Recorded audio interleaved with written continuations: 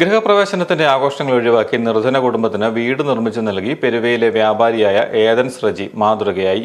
മുളക്കുളം പഞ്ചായത്തിലെ വടുകുന്നപ്പുഴ സ്വദേശികളായ വട്ടപ്പറമ്പിൽ ബിനോയ് ജയസമ്മ ദമ്പതികൾക്കാണ് വീട് നിർമ്മിച്ചു നൽകിയത്. പെരുവയിലെ ഏതൻസ് ബേക്കറി ഉടമയായ റജി 570 ചതുരശ്ര അടിയിൽ 7.5 ലക്ഷം രൂപ ചെലവഴിച്ചാണ് വീട് നിർമ്മാണം പൂർത്തിയാക്കിയത്.